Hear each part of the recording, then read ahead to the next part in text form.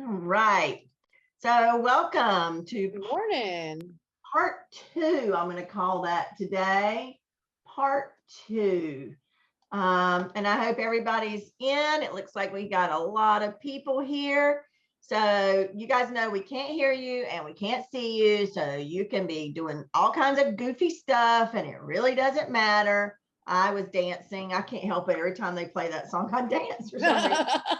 It's better for the world if I don't dance. I know. Okay. So we are recording this and hopefully I'll be better than I was in the first one. And I have figured out that I'm just going to present this. So we're going to be fine. I'm going to jump right in. So for those of you who were not here on Thursday was all about planning our theme, planning our colors, planning our fonts. And today we're more about planning the creation. Like, what's our book going to look like? What are our templates going to look like? How do we use Yearbook Avenue? And how do we use Layout Pro? And so I'm going to start off and I'm going to go through this pretty fast. We're going to go through these slides pretty fast. We're going to give you some examples. And I just want you to see some really good examples of what we're going to teach you today. And it's going to be very basically template driven, meaning that we want you to create a book that is beautiful and award-winning and that your students just love. But we also want it to be concise, consistent, flow well together. I don't want a hot mess. I want to see good use of fonts, color, spacing, eye lines, and all the things that are making great designs. And I will say this 100 times. We are not decorators. We are designers. So when you tell me something looks pretty and that's why you put it there, I'm going to question that. And that's our job. Design if it's driven by good content. Right. We want everything we do to be intentional. We want everything to be intentional. We don't ever put things on there just haphazardly. Right. So I'm going to start. I'm going to share my screen. And Sarah, can you see that in my mouse? Yes, ma'am. Okay, excellent. That is perfect then. So we're going to start today and just look at some books around the area. Most of these are local books. We tried to pick things that other schools are doing so you know that it's very possible for you to do it. It's not some 7,000 person school out in Texas. So this first book is from Roseville High School and their theme was shift. You'll see we put a cover here and then you'll see that we put 3 of their layouts. 1 was a specialty spread and 2 was template driven. And I think this is very important to understand that you use templates for 90% of your book. And in 5%, we've got what are called specialty spreads that are very different. Sarah, what did you like about this quickly? So I love that November 23rd to 27th spread. I love the spacing. Each individual mod, the spacing is very tight. There is still spacing. There is still a white space between each image, but it's tight. And then you have a looser rail of space in between different mods to differentiate that they're actually a different little section of the book. I also love they did this kind of like 3D look where it's a little red and a little blue off the white that gives you that 3D effect. And it's a little bit difficult to see this on my screen, but several of their headlines use that same effect. So I think that's a really fun replicated element. And then the third, so I like everything to be in 3s. So first we have it on the text is actually shifted. Then we have it in the colors, right? Because we're seeing lots of that red and the blue. Right. I mean, it's fun. It's just really fun. All right. I'll do this one and we're going to go really kind of fast here. This one was Liesel Road and they got into the triangles and the question mark. So there are 2 graphics, very important, triangle and question mark.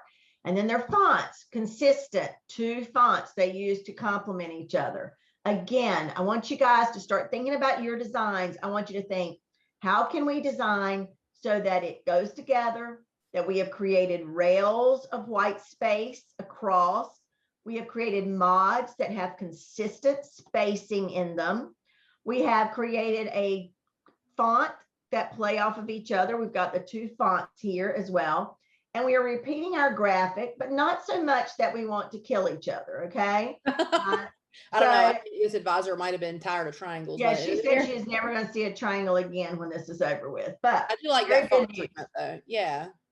Cary High School, adapt. I love it. This is their art center, which I've always thought was so beautiful when you drive past it in downtown Cary. Very, very pretty, but they use this whole idea of like capturing their text and pictures within the spacing. And so again, they use this, they use the lines around pictures. In three different ways. You see that? 3. Yeah, graphics beautifully. Green Level, you want to quickly do it? Yeah, so this one they colored their they used color a lot in their book. So each section had its own color. So fall, summer, spring, whatever, they all had their own color. And then some of the specialty spreads used a variety of colors on the pages. I love that. I love the individual mods. Like if you look at that first spread, that top right corner, how beautiful is that? I love this because it's very collage, like photograph book where they put these at different angles, but planned to be that way. So not intentional. And I love that they use that white out. I'm not always a fan of an outline just for the sake of an outline, but a white outline on a collage or on a picture that overlaps another picture is stunning because it gives you the illusion of white space. That's right. Where do we find all these great ideas? Where do yearbook staffs come up with these great creations? They look at professionals. Okay, that's not, I'm a semi-professional is what I'm gonna call myself. Because if you notice, this was an example in a magazine and they just kind of replicated the idea. And some of these are gonna be Photoshopped, some are not, but you gotta look for ideas and look for ideas that are small sections like mods, but not whole spreads, because your spread is a traditional spread here with your portraits. But they use the mods to do that extra little bit of design to carry through their book. Love this one. Love the whole use of text around the picture, the cutout, okay? And the great use of the fonts in this particular very important spread. Very, very important. The next one, again, Sarah, talk about these quote marks. I love the quote marks because they're used less as text and more as a graphic. They're in a different color, they're larger, their placement is done by hand. It's not just done in line with the text. Really beautiful. We can show you in Yearbook Avenue how to make those rounded curled quotes, which are so much more stylish than the standard quotes. But if you see in the professional example, they only used the opening quote. They didn't need the closed one. It was just a nod to say, hey, there's a quote here. And because it was used as a graphic instead of as an actual text element, they can get away with that. Really pretty. And they created a piece of art, obviously, that was a gradient. And in Yearbook Avenue, you can pull that gradient right into these texts and have that color within your text. So everything here is very doable. Great specialty spread. Remember, we're going to talk about templates, and then every now and then you throw in a specialty spread where content warrants that this would be what you want to do. Great use of color. It is. I think sometimes people think that in order to have a theme carry through the book, they have to do the same thing over and over again. But I really like to think outside the box and think about how you can take your theme and bend it to fit other things. So this theme is tell you what. So they've got this beautiful graphic that matches the theme tell you what, because it is a speech bubble. But then they didn't write tell you what inside the speech bubble because that would be repetitive and boring. So they wrote words from the wiser. It means the same thing. It's just a different version of it. This was a little subtle, and I'm just going to point really quick. This one was about more than before, and they definitely use the greater than symbols a lot in their book. But I love this use of this kind of a ribbon, I think is what I would call it, and how they made a plus sign out of the ribbon down here. Little things, little subtle things that carry and create the theme. Big graphic here. Totally kind of hugs the text, don't you think? Kind of hugs the whole spread. And we always talk about repetition. So you notice, what do you notice here, Sarah? Yeah, the color is offset from the text, from the actual question mark, but that's not the only place it's done. It's also done in the word big. It's also done in the quote. So you can see that it's intentional because it's done over and over again. And the other thing is if you were to remove the color from big or the question mark, it would be that knockout text. And so they've actually used knockout text in the quote there, which is kind of like almost a fourth sneaky way to use it. Yeah, it's very well done. So when you guys are starting to think about create, you want to think in 3s and 5s if you can. Did I do this element 3 different ways? Have I made it interesting by repeating an element, but in a subtle different way? And it doesn't have to all be done on the same spread, but throughout your book. Right. Love to buy the numbers. Now I'm going to really just talk about one thing here. This thing was making it count. We've got this down here a little screwy, but this was weekly coverage. I'm going to talk about spacing. This is a great spread for us to teach you about spacing. Here is my eye line. It draws me across the 2 pages, across the gutter, and lets me as a reader know that this was designed to go together. It also, I have my lines here, and I have kind of a halfway one here. But look at this. I know this is a mod. I know this is a story because it has a rail of white space. This is tight. This is loose. Another story. Notice text in columns, not all the way across the page, which you can't read. These books are bigger than you think they are. And so when you get a book and you have to like move your head from left to right to read it, it's very challenging. These make it so much more reader friendly. So 1 story, 2 story, 3 stories, 4 stories, 5 stories, 6. Okay. Oops. Very important because they use great spacing in all of these. They had what I call equal spacing within the mods. Beautiful. All right. This is what we call a theme mod. Now, Apex High School did, and the theme was atypical, but it read like atypical, like not what's typical. And then they did the theme mod, which was atypical. Great use of a word, great use of the theme mod. Now that means that they use the same lines everywhere, keeping that graphic. They use the same kind of, like you said, that offset text all the way through the book. But then they also made sure that once in a while they threw in a theme mod just to make sure the reader knew, remember our theme. This is what we're doing here. I love a good theme mod. This is Liesel Road High School. Their theme was Dreaming Out Loud. And so they did Dream. No, this was Green Hope. Yeah, you're right. I'm sorry. Yeah. Green Hope.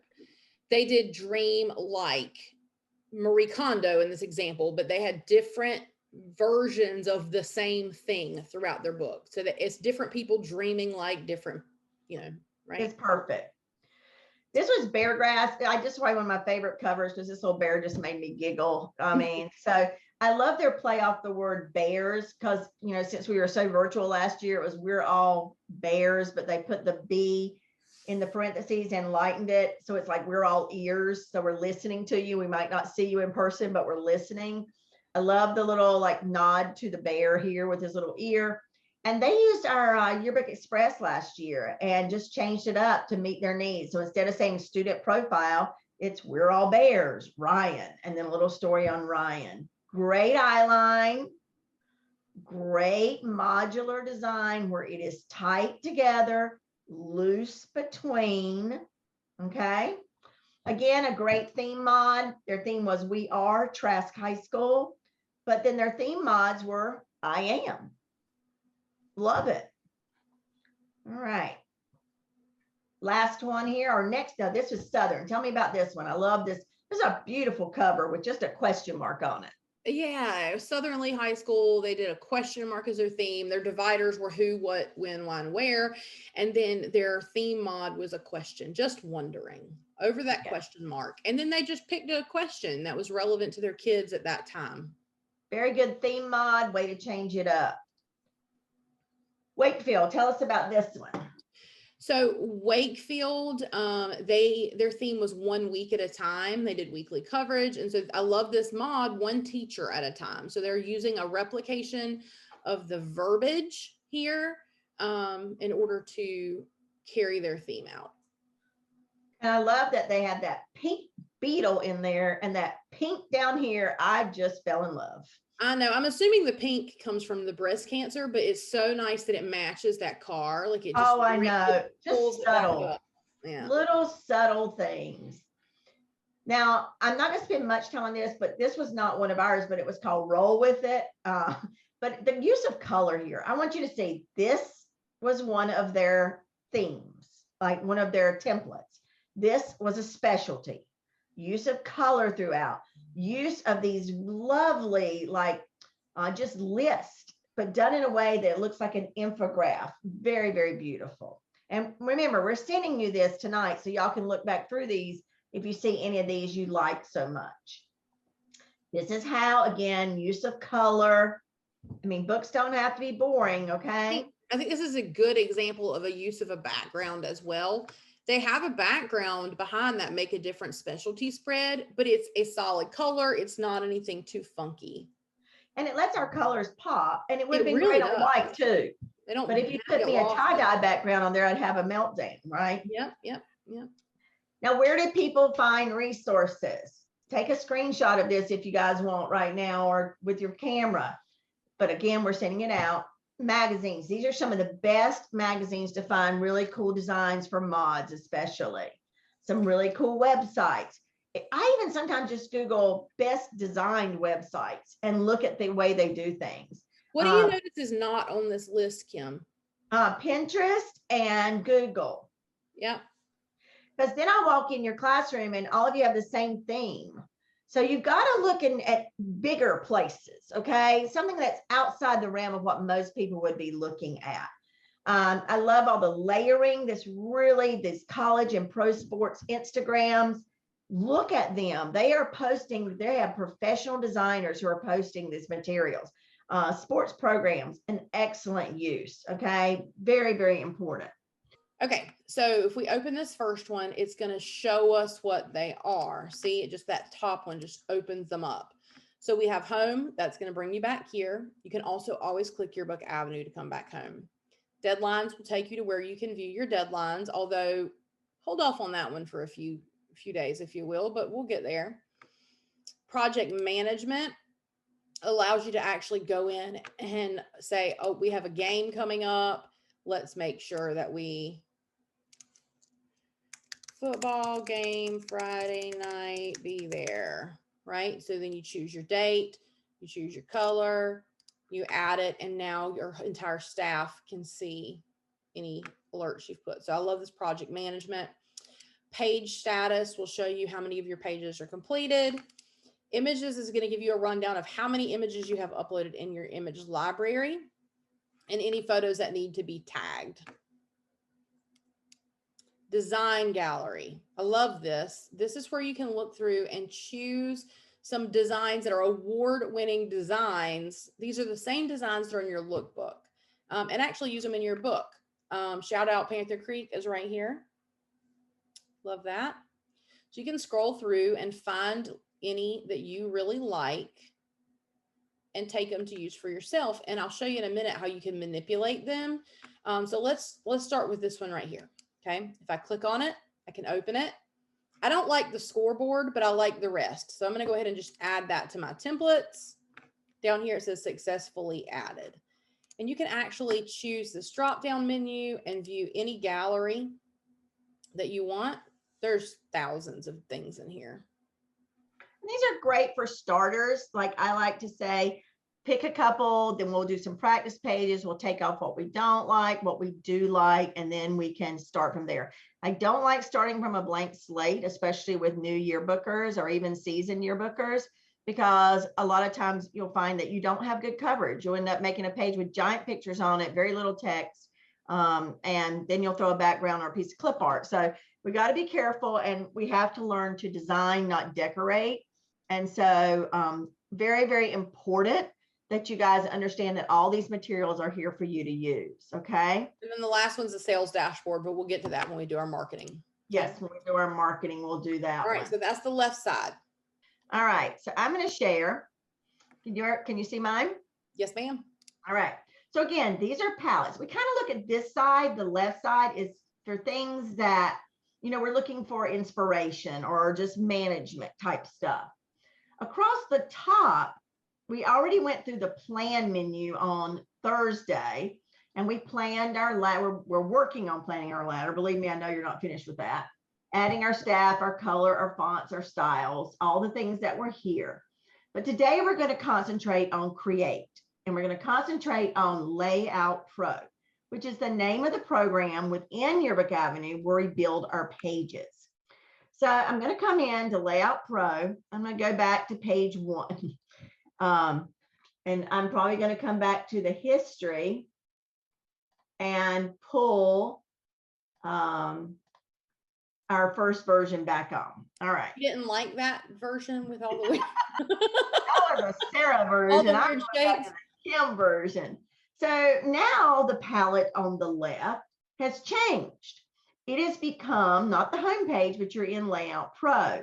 And the palette to the left is now showing you your pages, which all the pages in the book, designs, which is where you can go and find designs.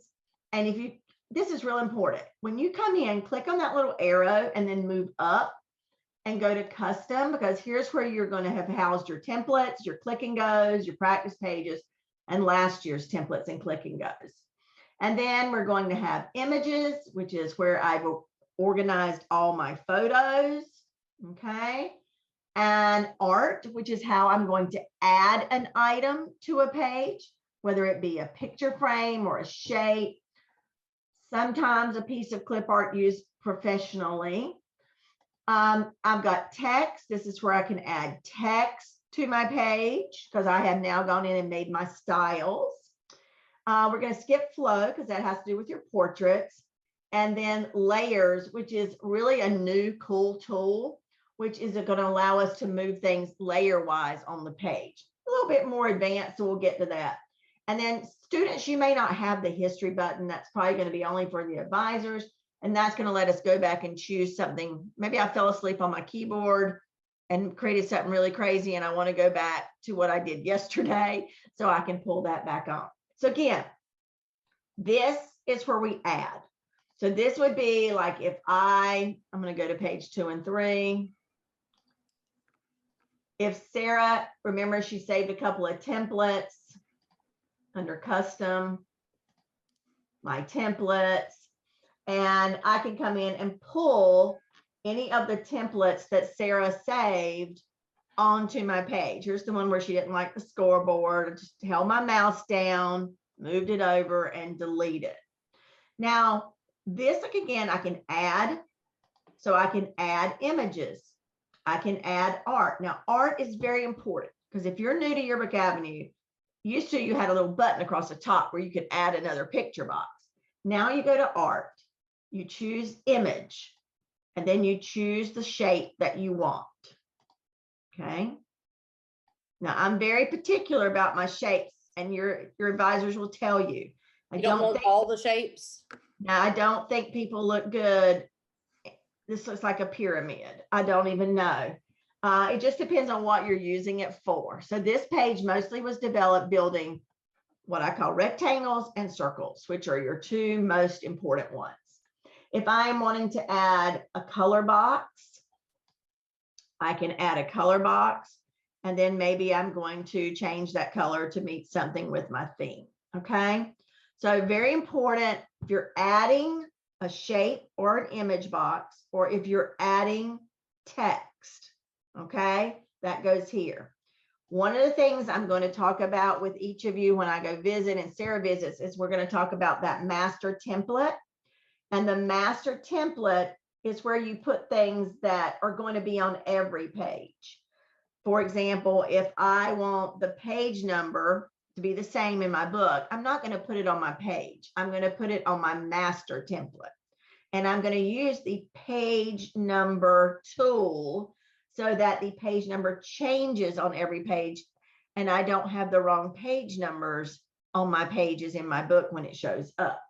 I've had that happen before where somebody forgot to change their page numbers.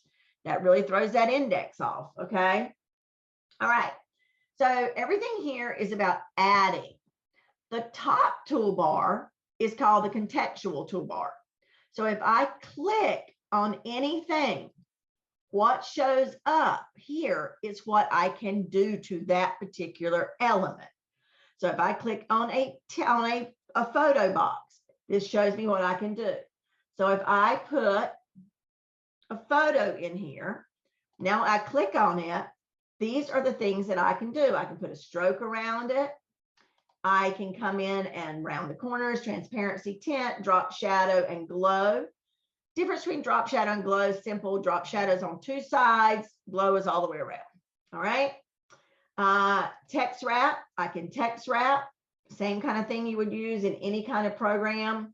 If I want to text wrap that, and then I wanted it to text wrap, let's come here.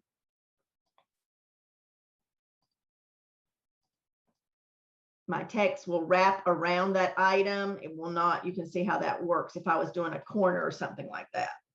All right. So let's undo that because I don't want text wrap. All right.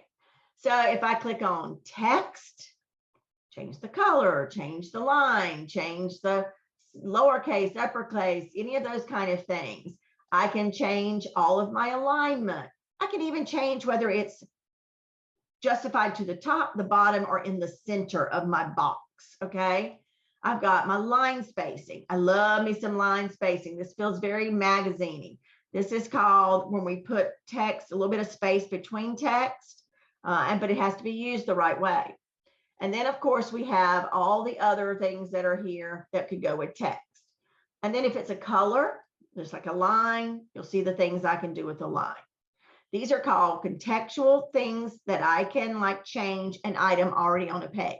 So if you kind of think about it as this side adds elements, this side, the top allows you to format any of the elements you have on your page. All right. So Sarah, I'm going to let you take over and let you share.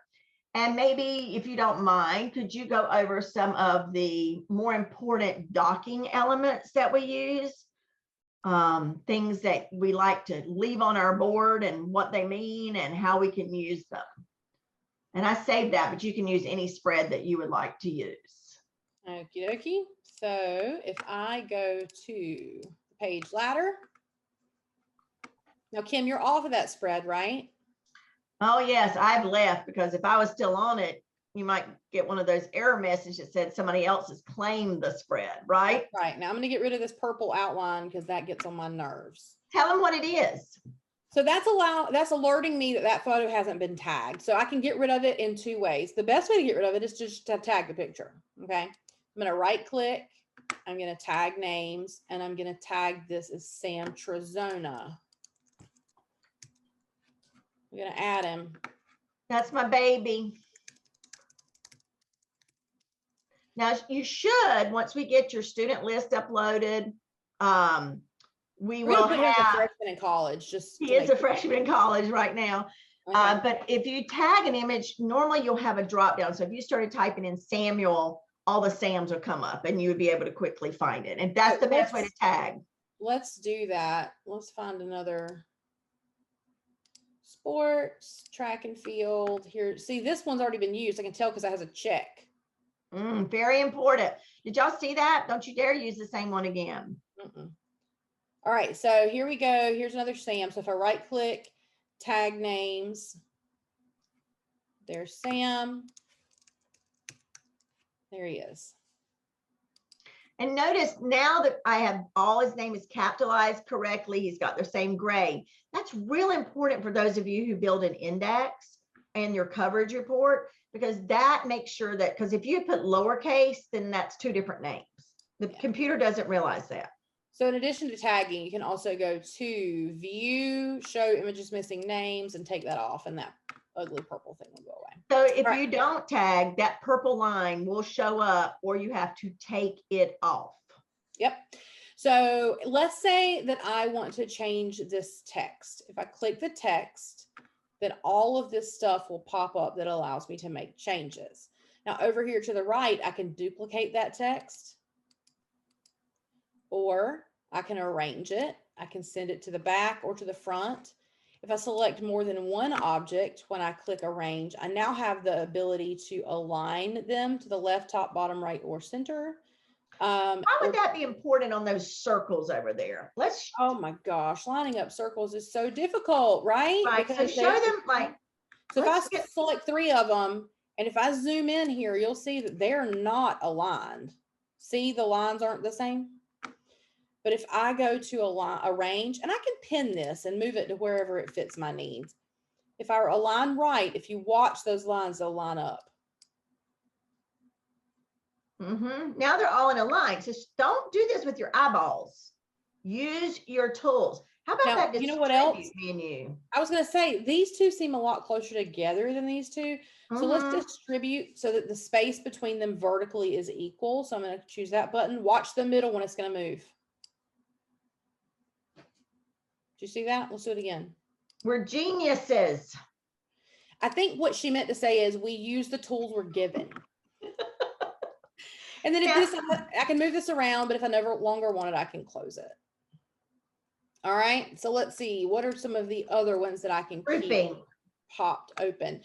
Let's group these. So I'm going to select all 3. I'm using the shift key on my keyboard when I click, and then I can now group them. They all operate as one element at this point. If I want to ungroup them, I ungroup them. And if you undo, what would happen? Huh? Let's undo that so they go back to the right spot. Control Z or edit undo. Or the little undo button at the top. Or the little undo button at the top. Yep. Exactly. All right. So if I chose this element right here, then I can come up here and fiddle with formatting. I can again pin that and move it to where I want it. Adjust the transparency, allows you to see through it. Tint just adds white to the color. So this is the true color. If I add tint, you cannot see through this, but it is adding white. Transparency is allowing you to see through it. We can also add a drop shadow or a glow, which Kim told you about, and then the text wrapping feature. Excellent. Those are all excellent things. There's one other tool up there that I think doesn't get used enough. Nope. I want you to go to the far right. And I want you to do the transform. I use this all the time. I love this. Okay, so let's choose an element. We're going to choose this picture right here. And if I choose this transform tool, I'm going to pin it open and move it where I can see it. I can see its position on the page, and I can also see its size. So if I wanted to, say, make this the same height as this circle, I can click, let me ungroup them. I can click the circle. I can find out that it's 12.7. So then I click this, and I can make it 12.7 by typing 12P7 tab. And this is now the exact same height as the circle. If I double click, I can then adjust the crop. If I want to rotate it, I can rotate it to an exact amount. And if I do that to everything, then I know that they're all exactly the same rotation, except for I did that one backwards. There we go. Love this. Love this. I use this a lot when I'm making, like, if I had made these little boxes on the side and I was worried that one of them was the different size than the other, then I can quickly select them all. And if I do transform and the number is the same, then they're all the same. So it lets me know if I've really done a good job. Like these are all. So like if I take this one and I make it a little smaller, so now it won't show up because they're not all the same. It's letting me know one of them is not the right size. But I can choose one. I know it's 7.5 by 8. So I can select them all. Type in 7P5 tab 8 tab. And now they're all the same. Now I need to distribute. So I select them all. I open up my distribute button here and distribute them vertically. Now, why did it do that, Kim? Do we have snap to grid on? Nope. It's because there's not enough exact spacing. There's some change left over in the math. So if we want it to be perfect, we're going to use spacing, and I'm going to tell it that I want it to be 1 pica between each thing and distribute. And now I can control that amount of spacing. Oh, that's too much. Let's do 0P6. Oh, you got a PP6. All right. So now there we go. That's better. There you go. Perfect. I think a lot of times students don't realize all these tools are there that make it so much easier. They get stuck in like trying to move it on those little Google Chromebooks, and you guys, your little heads are in there so far trying to look at it, and you don't realize that there's so many tools that make your life so much easier. So now I'm going to show you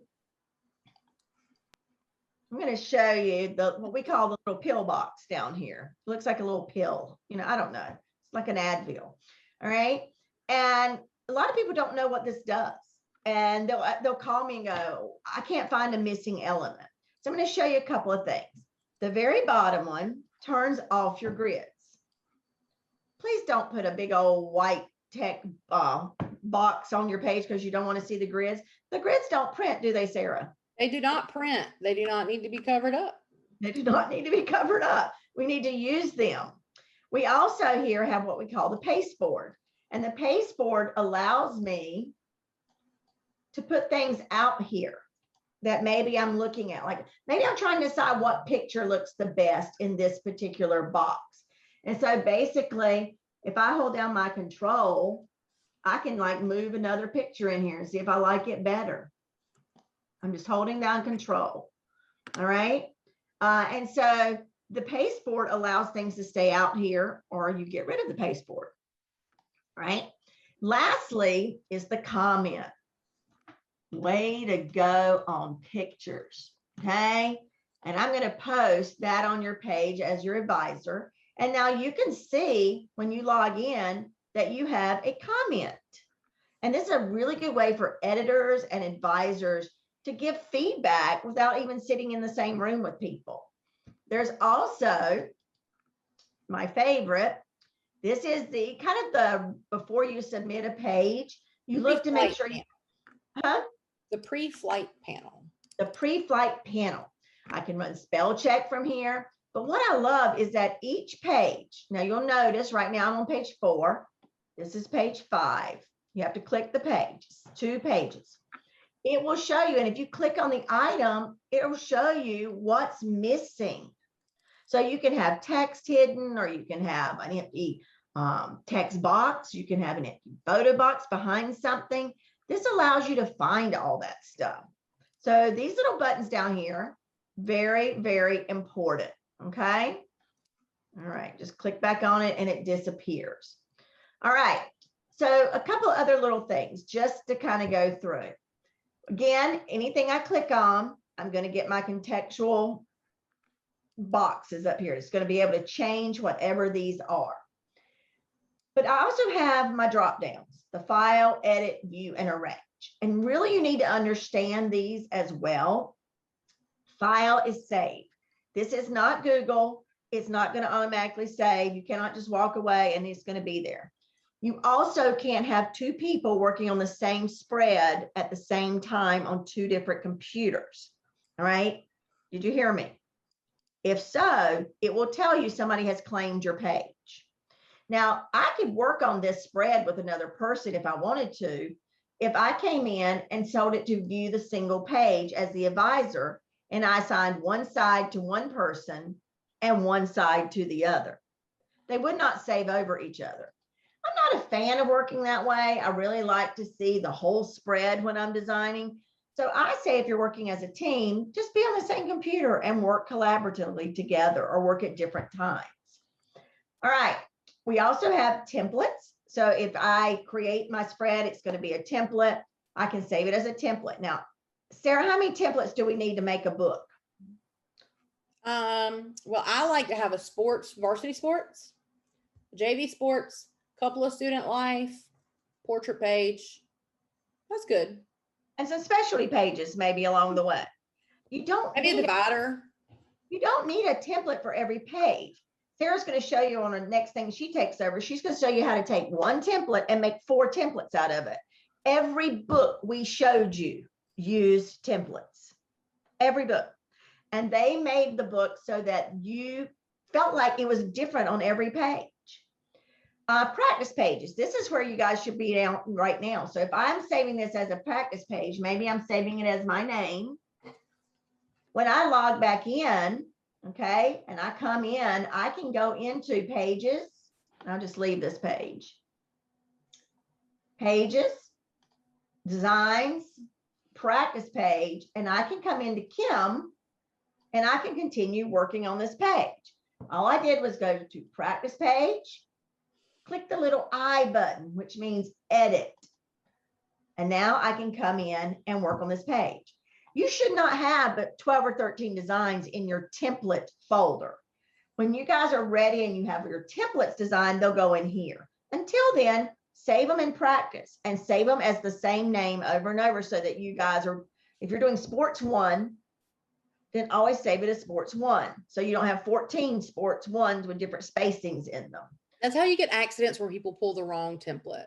Exactly. So when I check in a few weeks and I'm looking in your template folder, I'm hoping I'm going to see just 2 or 3 sports, 2 or 3 student life, and whatever else that you're using in your book, the divider. And that's going to make it a lot easier. So, oh yeah, drop down. Forgot my thing of thought here. We're going to talk about master templates when I deal with the advisors. We talk on Friday or next week. That's where we're going to put our page numbers or anything we can. You can also now download these to use in social media. So if you wanted to post a JPEG of one of your spreads. Edit, very simple. This is where we can do backgrounds or we can change the background. Sarah, backgrounds, how do we feel about backgrounds? Hate them. All right, we do hate them unless there's a place for them. There's a place for them. Yeah, they have to be purposeful. Now here's the thing about a background. I actually don't really hate a background. I like a background that's a background that still allows for white space. Right. Because white space doesn't have to be white. It just needs to be a space that's not designed, that's just left. So that's great. What I don't like is when the background is so busy that you can't see the photos. So for example, if I go to edit, change background, I've got a couple of options here. On the left, I can choose a color. On the right, I can choose the color, right? I can delete on both sides. Notice there's separate sides. I can also choose an image, all right, for my image library. I can crop it if it's an image. I can tint it. Again, background is another contextual thing. You can also get to that by right click. All right, also under edit, we have our spelling and we have our select. A lot of people don't use the select tool enough. To me, this is probably one of the strongest tools here. So if I want to select all my color, notice that I'm going to get this bar and I'm going to say, I want to choose everything that's pink. And I've changed my mind and I would like it all to be from my theme colors that I planned. Remember, I want to make it that energy yellow. Well, it didn't find, let's see, did it change? Oh, that was text. Sorry. I needed to do fill. There's 8 pieces of fill. So I'm changing it and it changed it all. Okay. Because it had all these little like pointers down here as well. If I am changing my text to a color, and I don't normally change my text very often, but that's how I would do it. Very simple stuff we can change. That would be color. You can also go to edit, select font. If this was not the font you had chosen and you did your template and you needed to change the font, and I wanted to change it from, right now it's Avalon Book, and I wanted to change it to just regular Avalon, I could select and change all of it at one time. Then I could go back maybe and just do a couple of them that I wanted to be in my headline font, right? So I didn't have to do it all. I could do it all at one time. What does that X mean? Oh, that doesn't fit in there. That's right. I just had to move it and make sure that I had plenty of spacing. That's right. Also under view, we have something called snap to grid. 99% of the time, I'm going to keep that unchecked. But if yours is checked, what you're going to have is every time you move an element, it's going to snap to the half pica. If you take it off, it's going to snap to the point. So it's going to give you more flexibility, is the best way to describe it. A lot of things here on guides, zooming, all that kind of stuff. And you know, that's something we didn't even talk about is how do I zoom in? Very simple. Okay. I need to zoom. I'm old. Okay. All right.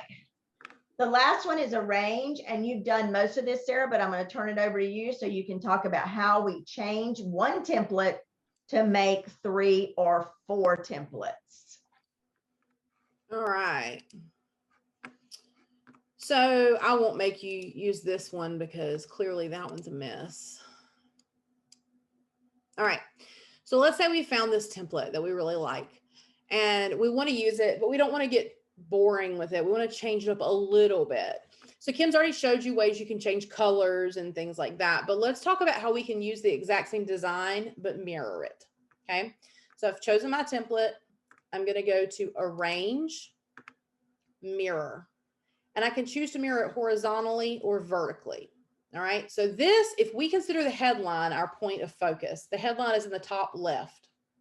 If I mirror it horizontally, the headline is now in the top right. Now I need to move my question mark over. But look, really beyond that, everything else went over beautifully, right? So now I have templates. I love it. I know. Now if I go to arrange and mirror and I mirror it vertically, now I had my headline in the top left. I've had it in the top right. Now it's in the bottom right. All right. So we just make these few tiny adjustments over here again. We're good to go. And then if I arrange and I mirror horizontally again, now I have it in the bottom left. So I had the same template 4 ways in just a matter of seconds. And we can name those like Student Life 1, 2, 3, and 4 and rotate them through the book. And you got that consistent look. We can change the colors on, like 1 could be certain colors, 2 could be certain colors, 3 could be certain colors, 4 could be certain colors. And if you look at all these books we showed you, that a lot of times that's exactly what they did. Mm-hmm. That is just the best way to design a book. And before I start mirroring though, I want to make sure I've got my fonts correctly. I've got my, my spacing. I've got the same colors that I'm going to use for my theme. And can you imagine in a couple of weeks having all your templates done and on your pages and you're ready to just start putting in content? It's nothing more frustrating than showing up like 2 months into yearbook class and kids tell me they're still working on their sports template or their sports page and everybody's doing something different. That's not what makes a good yearbook. Those are called specialty pages, like superlatives or interview, like that text page is just text. Or when we talk about ambassadors, maybe do an ambassador fun spread with a lot of cutouts and stuff like that. You know, when I was an advisor, I didn't know about templates. I mean, I think I knew about them, but I think in my brain, I had inherited a program that never used them. And my kids convinced me that it would be boring if all the pages looked the same. And I knew no better at the time. And so we didn't use templates. And I think we worked ourselves to death. And it didn't look as good as the ones with templates. And so once I figured that out and we started using templates, it freed up my time. The kids were more successful. You know, kids staring at a blank page, they don't know what to do. They don't know where to start. They're not trained designers yet. I'm going to show you one last tool. And this is the one that to me is the last thing you'll need to use. It is the last. It's called Snap Edit. So I put a little picture. I've double clicked on my picture because I'm going to crop it a little. This is Sam and his friend Angela at graduation. And I'm going to come up, I'm going to click on that. And now I'm going to go to this little thing called Snap Edit. It looks like a camera lens. All right. Now, when I open this up, it's going to put a copy of my picture here. And this is going to allow me to do a lot of things. I can make it black and white. I can change it to a sepia. I can colorize this photo. There's things I just think we should not do. As I always say, adjust the amount of it. Right. And I can do brightness that can help you, contrast, saturation, all of those things I can do. But I also can mask. And mask is the ability to cut out part of the picture. So there is something called the Smart Eraser. And I'm just going to go around, I don't know, I'm just going to go this real fast, okay? You guys will have to do it slower. Right? Yeah, and you have to erase one of his legs. Well, he didn't need it. All right. If I unerase, I can bring him back. I think I got rid of his whole gown here. All right. So I'm just going to save. That was a quick show of everything, guys. And then it's going to replace the picture I had with what I've just done. Like I said, Did it destroy the original photo though? Like, or is the original photo ruined now? No, the original photo is going to be right over here in the image library, right beside this new one. You can see that I've erased certain things. What if you realize you didn't do a very good job? Now, I don't know why anybody would think you didn't do a good job, but if you realize you did a very good job, could you open that back up? And I could, but I just put the old picture there because, woo, let's go back to Snap Edit. And you can continue working. Yes, I can continue working. I can change it, change my brush size, change my tolerance, whatever I want to do. Like I said, this is one of the last tools that you will use because your whole spread would have been complete by now, right? And this would be something you're doing just to add an element to a page. I hope you guys have kind of enjoyed our tour this morning. Keep in mind, there's so much up here. So we gave you an assignment, right, Sarah? We did. And the assignment is going to be creating a page or a spread. And I'll be real honest, this spread ain't gonna look good, but it sure is going to teach you where all the buttons are. Right. And that's what we want you to do is learn where everything is. So one thing is the undo and the redo. Also the spell check, which you better run. And then we also have the printer button. The printer button opens up a PDF so that you can look at your page, and it shows you what we call cut lines or trim lines in the plan. And the trim lines are where we're going to cut the page. So you'll see this is a bleed item. It went past the trim line. And we is that okay? Yeah, that's perfect because that's fine to bleed. However, would I wanted this picture to be here and bleed? I don't know. You did cut off his leg. I did. Now I've cut off his head. So, it's just one of those things. So you have to understand that these things are there for a reason.